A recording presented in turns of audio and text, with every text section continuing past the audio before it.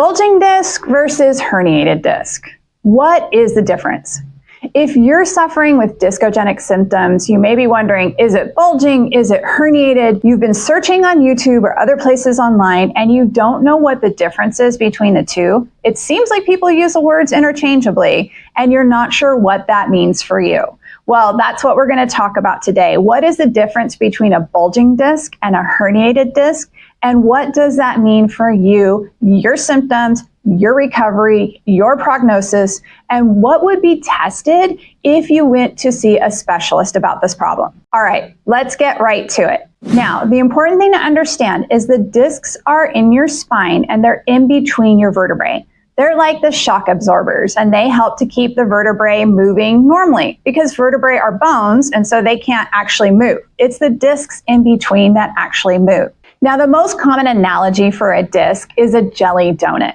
And it is kind of shaped like a jelly donut, although it's a little bit more of a kidney bean shape. But let's go with that analogy for right now. Now, if you squeeze the donut and the jelly kind of bulges out the side a little bit, that would be a bulging disc. So you would see the dough part of the donut kind of sticking out a little bit. But if we're talking about a herniated or a ruptured disc, what we're talking about is the jelly has come out of the dough. And so it's hanging out outside, like you totally squished it and it's hanging out outside.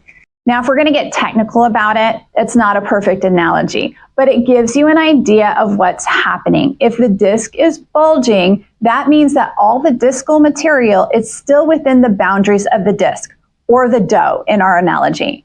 However, if the disc is ruptured or herniated, that means that the jelly has come out of the dough and it's hanging around outside of the dough. And this can cause a lot of problems.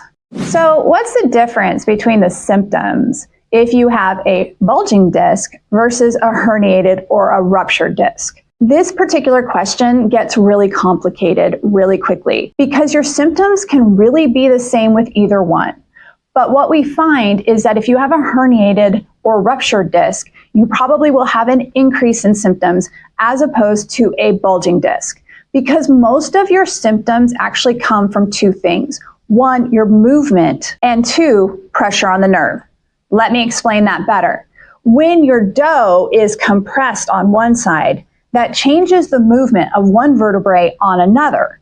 And what happens then is things can get pinched or uncomfortable, which causes increased inflammation, which causes you to have more pain. Now, it's also the inflammation that irritates the nerves, which are coming out right next to that disc, that can cause pain. Usually, if you're getting nerve root pain, that's what it's called when it comes right out from the vertebrae. That's the nerve root. So when the nerve root gets irritated, most commonly that will send pain down into your legs or your arms, depending on where the disc is herniated or ruptured. So usually, if you have a bulging disc, you have less difficulty with movement and you have less pressure on the nerve that is causing pain.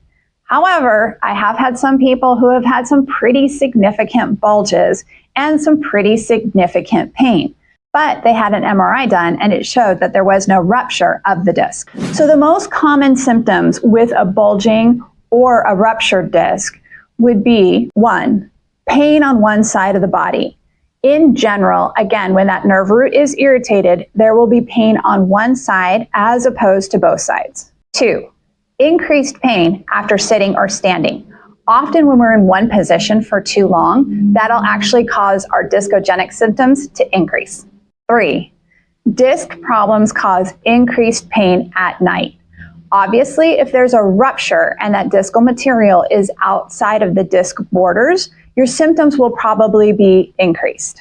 4, you will definitely have increased symptoms if you have a discogenic problem if you're sneezing, coughing, or laughing. Again, if you have a ruptured disc, your symptoms will probably be increased as opposed to if you just have a bulging disc.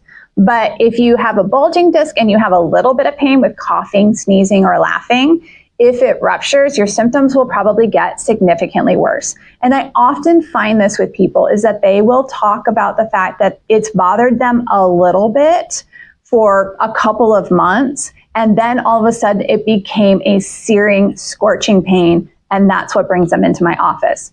I'd much rather see you when it's just bothering you a little bit, because that probably means that the disc is just bulging and it's going to be easier to heal. And the fifth most common symptom with a bulging or ruptured disc is pain with bending, either forward or backward. Now, some people have more pain when they go forward, but some people have more pain when they go backward. And this is because those posterior horns, those are the back parts of the disc, are the most easily damaged. And that's why we get more symptoms back there.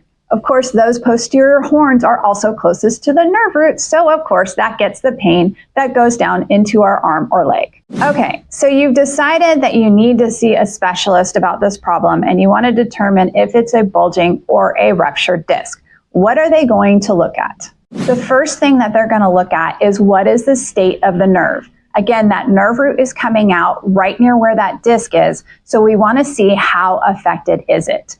In order to do that, we're going to test sensation, so it may be a sharp sensation or a soft sensation, to see if you're feeling the same on both sides. And again, we're going to either do arms or legs depending on where that disc is herniated or ruptured. The next thing we're going to check is your reflexes. Are your reflexes the same side to side? And the last thing we're going to look at is strength. We want to see if there's a significant change in strength from side to side. Again, all of these we're going to test on both sides because we want to check how this is affecting you in particular. Now, reflexes, strength, and sensation can all vary from person to person, and that's why we'll check both sides. Does it feel different to you on one side versus the other? Now, a good specialist is not only going to figure out the state of the nerve, which will tell you what's going on with the disc, but they're also going to figure out the root of the problem. And that question is, why did this disc either bulge or herniate in the first place? So that's going to be a more involved process where we're going to be looking at things like your posture. We're going to be looking at things like how you're walking and also how you're moving. Because the first question is what's going on with this disc and how is it affecting the nerve? But the second question is, why did this happen in the first place? Ruptured, bulging, herniated discs, whatever you want to call it, all of them are a sign that your body is not moving correctly. So what we want to figure out is, why is your body not moving correctly? Because even the disc should be able to heal itself as long as it's moving correctly. What happens is that the vertebrae get stuck or pinched or something, and usually it's because of something that's happening somewhere else. So I see in the low back, a lot of people who had disc problems have problems either in their hips or their SI joint. Whereas if you're having symptoms in the arms, I see more problems with either how the neck is moving, the upper back is moving, or your posture throughout the day. It's really important to understand the root cause of your disc problem, no matter what it is, because there's no way it's going to heal if you don't fix the problem that caused it in the first place. Now, if you have more questions about how all of this is related and how different areas in your body work together, I highly recommend you check out my book, Movement is Life. In it, we discuss different areas of the body and how it's all connected and how it all works together. We'll drop a link below. And if you'd like to learn more about how to sleep with low back pain, I definitely recommend checking out this video here. Have a great day, everyone.